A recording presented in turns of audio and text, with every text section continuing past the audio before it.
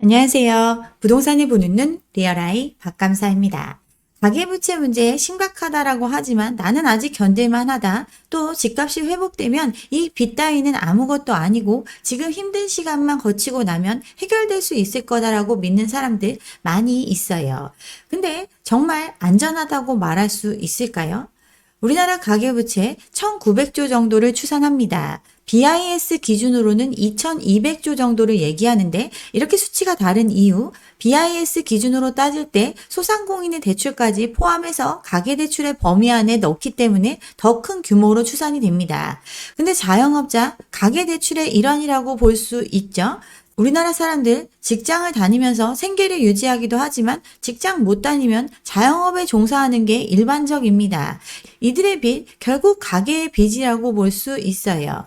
가계대출 1900조, 그중에 주담대가 차지하는 비율이 60%입니다. 나머지 40%는 자영업자의 가계부채에 해당이 됩니다. 자영업자 대출, 우리가 통계적으로 1100조 정도 된다고 하는데 400조는 가계대출로 이루어져 있어요. 나머지 700조 정도가 기업 부채의 범위에 들어있겠죠. 근데 기업이라고 하기엔 가계에 가깝습니다. 사업자 대출의 40%가 임대사업자 대출입니다. 그만큼 가계의 형태이든 기업의 형태이든 간에 빚을 쓰고 있고 이걸 갚아야 하는 주체 또한 가계입니다.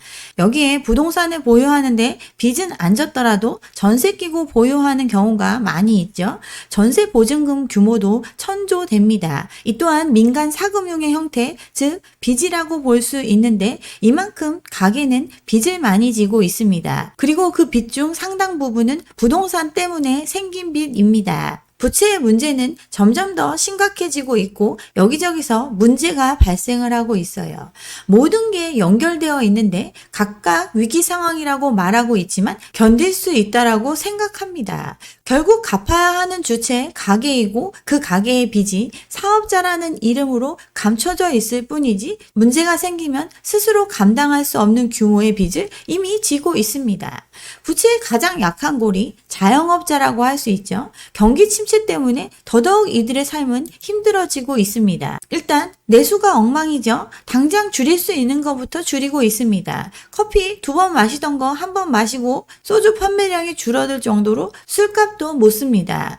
커피 팔고 술 팔고 하는 사람들 다 자영업자죠. 이 기사는 카페 매출 10% 급감했다 이걸 보여주고 있지만 전반적인 자영업자들이 힘들어지고 있는 상황을 대변하고 있어요. 개인 사업자 대출 안고 있는 사업장 362만 개입니다. 이 중에 13%가 작년에 문을 닫았어요. 폐업한 사업장들 평균 연체액 568만 원입니다. 빚을 갖고 영업을 하고 있는 사람들, 이 남아있는 대출 잔액도 700조가 넘어갑니다. 이거 1년 전과 비교하면 50% 넘게 늘어난 규모예요. 그만큼 자영업자들 생업을 유지하기 위해서 빚을 더 많이 내면서 근근히 버티고 있는 게 현실입니다. 자영업자 빚이 1100조를 돌파했고 코로나 이후에 50% 넘게 급증을 했습니다. 대출자 절반이 다중채무 상태에 빠져 있어요. 아까 말씀드린 것과 같이 가계대출 한 400조 규모 되는 거고 사업자 대출로 700조 이상을 가지고 있습니다. 이 중에 3개월 이상 연체가 발생한 대출, 3개월 동안 빚을 못 갚고 있으면 앞으로도 갚기 힘든 상황에 빠질 가능성이 높죠. 어쨌든 이들의 대출 규모만 해도 30조가 넘어가고 이건 코로나 이전에 비해서 2배로 늘어난 수치입니다. 이렇게 빚을 진 사람들 중에서 늙은 사람들도 굉장히 많습니다. 베이비부머 세대들이 은퇴하기 시작을 했다고 했고 이들 계속해서 소득 활동을 해야 합니다. 그러니 자영업으로 많이 뛰어듭니다. 이들의 평균 빚만 4억 5천가량 됩니다. 소득 활동이 가능했던 시기에 빚내서 집 샀지만 그 빚을 다 갚지 못한 채 은퇴를 했습니다. 원리금은 불어났는데 소득은 불안정해진 상황. 이거 지금 작년부터 은퇴를 시작한 우리나라 대부분의 중장년층들에게 닥칠 미래입니다. 30년간 공무원 생활을 했던 이 사람 신용대출 받은 거 퇴직하면서 상환하게 됐죠? 소득 증빙이 안 되니 고금리의 신용대출과 퇴직금으로 신용대출은 갚았고 앞으로 계속 부담해야 되는 주담대 원리금, 생활비를 생각하면 막막한 현실에 처해 있습니다. 우리나라 계속 늙어가는 나라라고 했죠. 60대 이상 차주 대출 잔액 비중은 계속 증가하고 있습니다. 고령층의 대출 잔액 375조 원에 달합니다.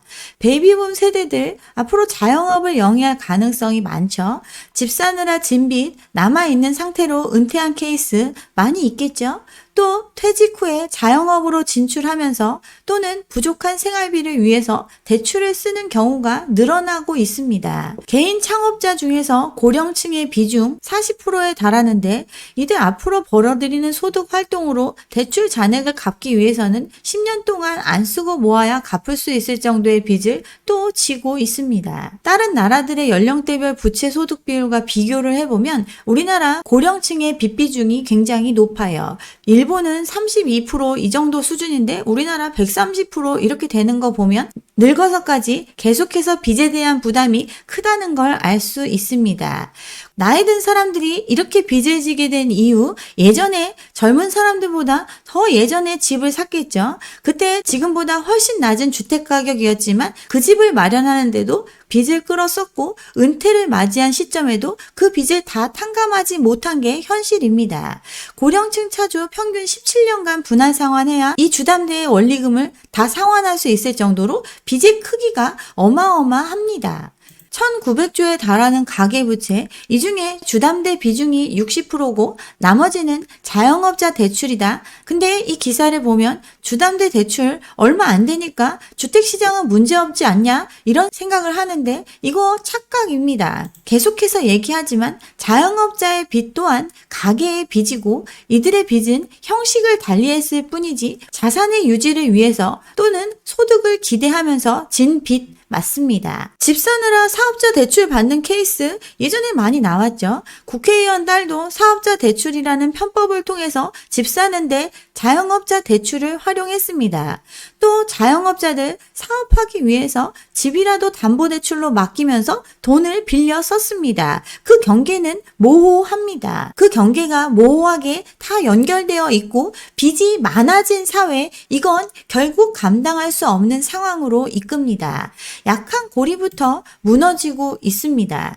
가계, 기업, 정부 할 거 없이 우리나라 빚은 기하급수적으로 증가하고 있습니다. 가계빚 2,300조, 기업빚 2,800조, 정부빚 1,100조, 갈수록 부채는 쌓여가고 있고 이걸 스스로 감당해내기 어렵다라는 것 자각하고 있습니다. 3주째 합쳐서 18년도만 하더라도 4,200조의 빚이었는데 24년 말 6,200조가 넘는 빚으로 부채는 급증을 했습니다. 총 부채 6,200조를 돌파했다는 것, GDP 대비해서 2.4배의 빚입니다. 그 중에 가장 약한 골이 자영업의 빚 폭탄 터지고 있는 상황입니다. 가계, 기업 다 빚의 한계 상황 때문에 흔들리고 있고 이를 메꿔주기 위해 정부 빚내가면서 방어하느라 정부 부채도 급증하고 있습니다. 약한 고리가 터지고 있다라고 했는데 지금의 상황, 자영업자에게는 IMF보다 더 힘든 상황입니다. 2달 사이에 20만 명이 장사를 접었죠. 자영업에 종사하는 사람 550만 정도 되는데 계속 가게를 유지할수록 손해이기 때문에 결국 폐업으로 가고 있습니다. 또 빚이 너무 많은 경우에 폐업도 쉽게 할 수 없죠. 소득은 적고 대출은 많은 취약 자영업자 40만을 넘었다라는 기사 나왔죠. 대출 금리는 올라가고 경기는 부진하니 소득은 안 따라주고 빚 갚을 능력이 점차 떨어지고 있습니다. 취약 차주의 비율 14%에 달합니다. 43만 명 정도 됩니다. 이 취약 자영업자 21년 말에 28만이었는데 어느새 40만이 넘어섰습니다. 빌려 쓴 돈도 125조 원을 넘고 있죠. 자산을 모두 팔아도 빚을 갚지 못하는 가구가 39만 가구입니다. 고위험 가구 뭘로 따지느냐 하면 DSR 40% 넘어가고 총 자산 대비 부채가 100%를 넘어가는 경우, 즉 자산을 팔아도 부채 상환이 어려운 가구, 이 두 가지 조건에 해당하면 고위험 가구로 분류가 되는데 이게 40만 가까이 있습니다. 경기가 안 좋아지면서 소득은 줄어들고 있는데 부동산 가격도 하락 추세이죠. 소득과 자산 중 한쪽 상환 능력만 부족한 가구로 확장시키면 360만 가구가 이에 해당이 됩니다. 또 이들이 지고 있는 빚 비중 40%, 약 580조 원 가까이 빚상환에 대한 위험이 커지고 있어요. 자영업자, 아까 폐업이 많이 이루어질 거라고 했는데 3년 못 넘기는 자영업자가 10중 4곳입니다. 또 문을 닫을 때 빚더미에 앉아 평균 부채는 1억 원 수준이라는 통계 나왔습니다. 빚 못 갚는 자영업자 2배 넘게 증가하고 있고 새출발 기금 신청액은 20조 원에 육박하고 있습니다. 새출발 기금이라는 거 망해가지고 회생을 위한 사람들을 위해서 빌려주는 돈이죠. 이거 1년 사이에 10조 증가를 했습니다. 기금 40조 중에서 30%는 손실을 볼 거다라고 예상하고 있죠. 이거 누가 해주고 있죠? 캠코에서 하고 있습니다. 경기 침체로 인해서 자영업자 폐업이 급증하고 있고 또 코로나로 유예됐던 이 유예 기간이 끝나고 나니까 이후 버티지 못하는 사람들이 계속해서 늘어나면서 이 기금을 사용하고 싶어하는 사람들 늘어났습니다. 부족하니까 정부 여기에 출자하고 캠코는 채권 찍어내고 있죠. 원금을 감면하거나 상환 기간을 늘려주거나 이자를 낮춰주는 방식, 즉 빚의 부담을 줄여주는 조치, 이걸 정부가 지원하기 위해서 정부의 빚 또한 늘어나고 있습니다. 대출 원금의 최대 80%까지 감면해주고 채무조정 한도 1인당 최대 15억까지 조정을 해주는 조치, 이만큼의 손실을 결국 정부가 나눠지고 있습니다. 신청자가 늘어나면 늘어날수록 캠코가 떠안게 되는 빚이 증가할 수밖에 없겠죠. 차주가 빚을 갚지 않으면 그만큼 손실이 발생하는 건데 캠코의 부채 비율 22년 145.1%에서 작년에 222%까지 올라갔습니다. 그런데 지금도 여기에 신청하고자 하는 자영업자 줄 서 있으니까 캠코의 재무 건전성이 빠르게 악화될 수 있다는 우려 커지고 있습니다. 빚으로 버틴다고 해서 버텨질 수 없는 거기 때문에 결국 파산에 이르고 있습니다.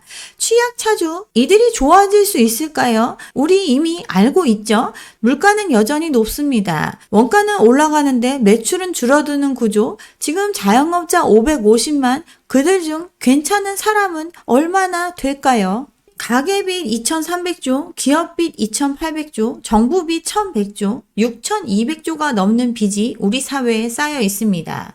가계와 기업의 경계 모호하다고 말씀드렸죠.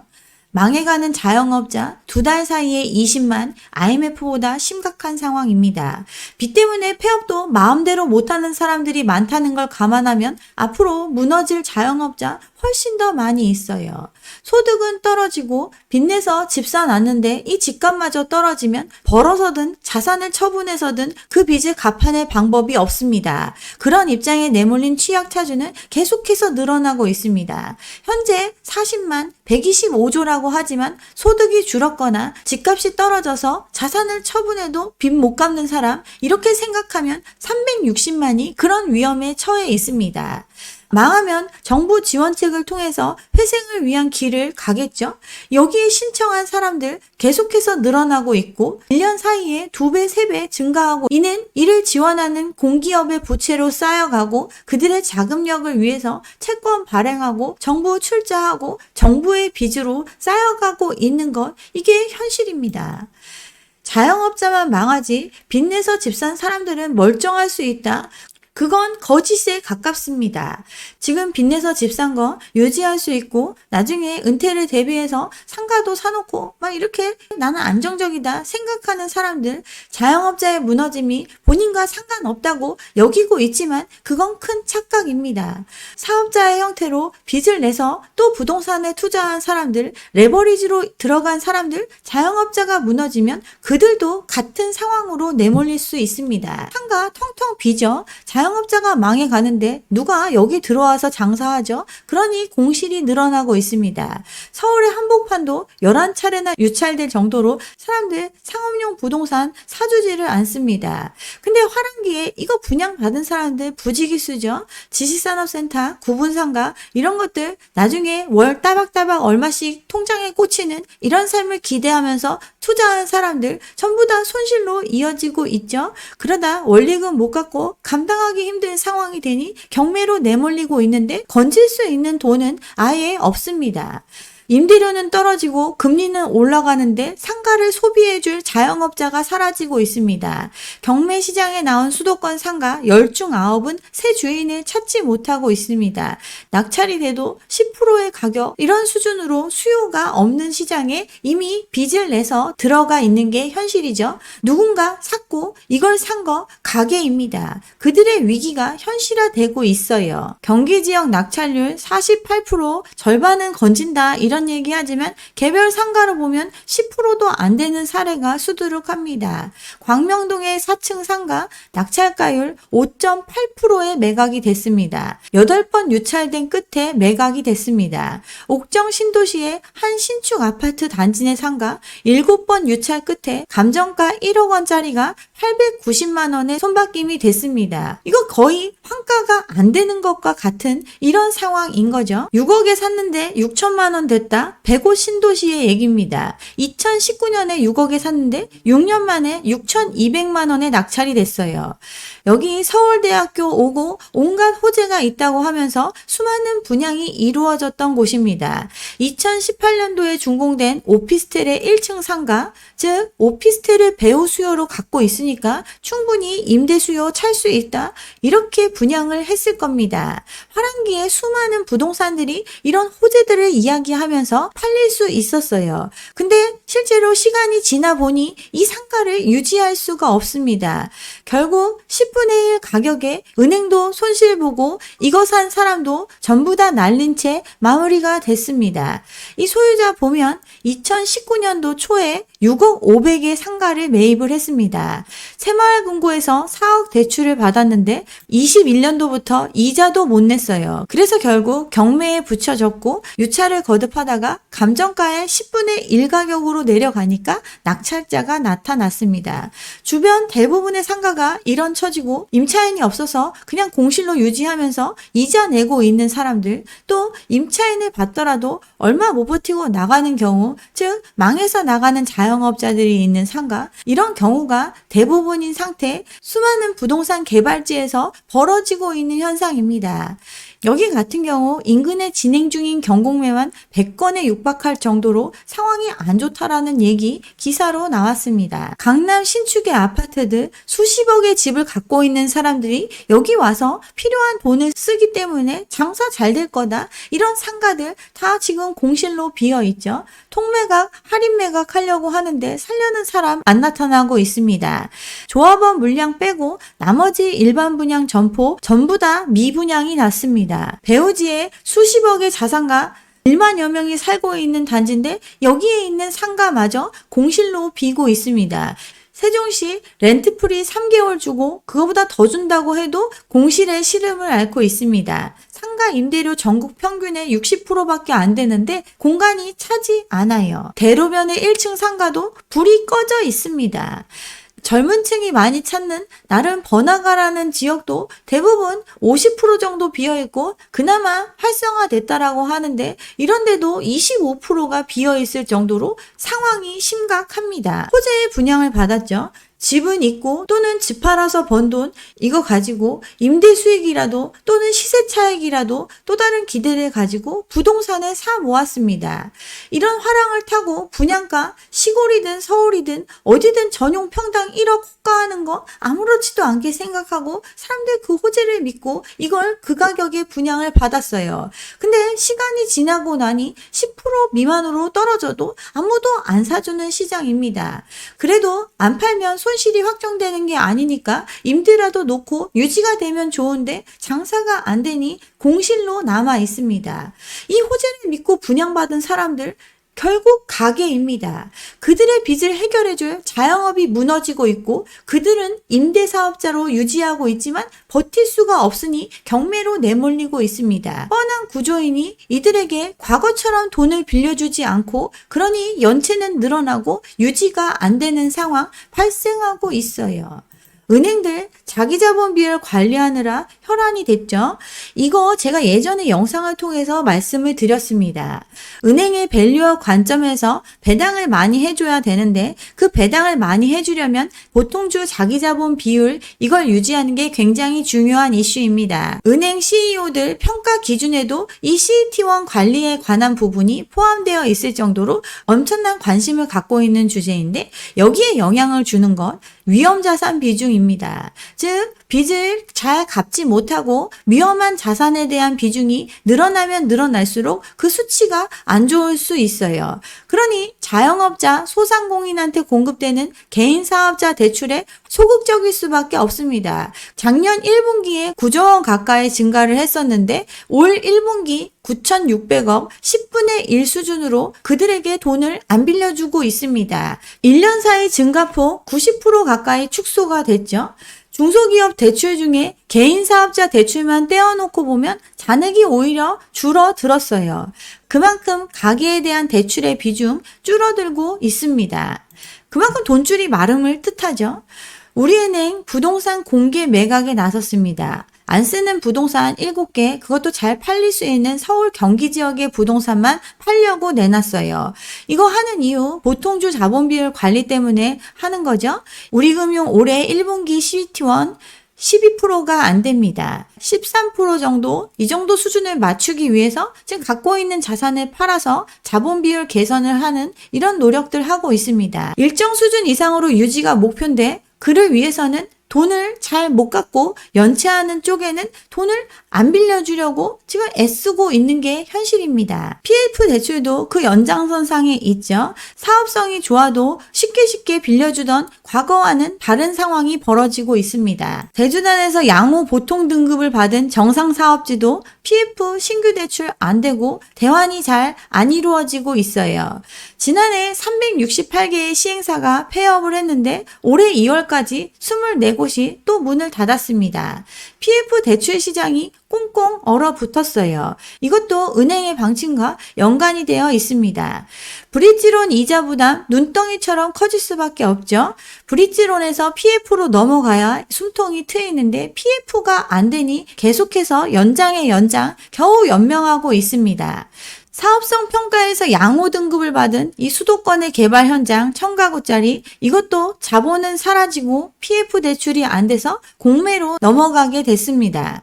부동산 개발 시행사들 그동안 연장에 연장을 거듭해 왔지만 이제 상당수 금융회사에서 대출이 거절되면서 사업을 포기하고 경공매로 이어지고 있습니다. 경공매로 나가면 반값에도 주인을 찾지 못하고 있고 PF 시장의 자금 경색이 부동산 시장을 다시 악화시키고 있는 악순환이 되니까 여기 돈 빌려줘라 이런 취지로 이 기사는 쓰여졌지만 결국 자업자득이죠. 자기 자본금 5% 10%도 안 되는 상황에서 무리하게 빚으로 사업을 벌렸고 이걸 계속 연장에 연장을 하고 있으니까 연장 조건으로 수수료를 잔뜩 받지 않으면 안 연장을 해주니까 유지하고 버티느라 부실은 더 커져간 게 현실입니다. 금융비용은 계속 증가하고 이걸 정리하지 않고 끌어간 상황이 길어지니 괜찮은데 마저도 돈을 못 빌려주는 이 지경까지 왔습니다. 현재 매각이 추진되고 있는 PF 사업장 370곳 정도 되는데 그중에 팔린 거 조정된 금액으로 가고 있어요. 용인의 사업장 13차례 유찰된 끝에 16억으로 떨어졌습니다. 최초 감정가액 35억에 비하면 절반도 안 되는 수준이죠. 논현동의 PF 사업장 여기도 8차례 유찰이 되면서 입찰 가격 3천억에서 2천억으로 1천억이 깎였어요. 부실이 심각한 전국 현장에 대해서 지원이 없으면 PF 시장 자체가 붕괴될 수도 있다. 그러니 돈 좀 빌려줘라. 이런 얘기하고 있지만 현실은 위험한 자산에 돈을 빌려주지 않고 있고 이 문제는 점점 더 가계에서 기업으로 확대되고 있습니다. 모든 부채가 연결되어 있다고 말씀을 드렸고 가장 취약한 곳에서 이미 터지기 시작을 했습니다. 자영업자, 지방주택 이런 데부터 시작이 됐고 PF 폭탄들도 이제 하나둘씩 터져가고 있습니다. 2금융권의 부실 문제 점점 커져가고 있고 안전한 1금융권 같은 경우는 이런 문제에 휩쓸리지 않기 위해서 더 옥석을 가려가며 돈을 빌려주고 있습니다. 결국 감당할 능력이 안 될 만큼 빚을 진 주체들은 무너질 수밖에 없습니다. 여기에 외부적인 상황도 굉장히 안 좋아지고 있죠. 자원은 없고 수출로 먹고 사는 나라인데 미국발 관세 정책으로 더욱더 불확실한 상황으로 내몰리고 있는 게 현실입니다. 그만큼 그동안 강조해왔던 부채의 문제 결코 그냥 넘어갈 수 있는 문제가 아니고 이미 시작이 되었다는 거 잊지 않으셨으면 좋겠습니다. 네, 여기까지 오늘 준비한 내용이고요. 오늘 제 영상이 좋았다면 좋아요와 구독 잊지 마시고 다음 영상도 함께 해주시기 바랍니다. 감사합니다.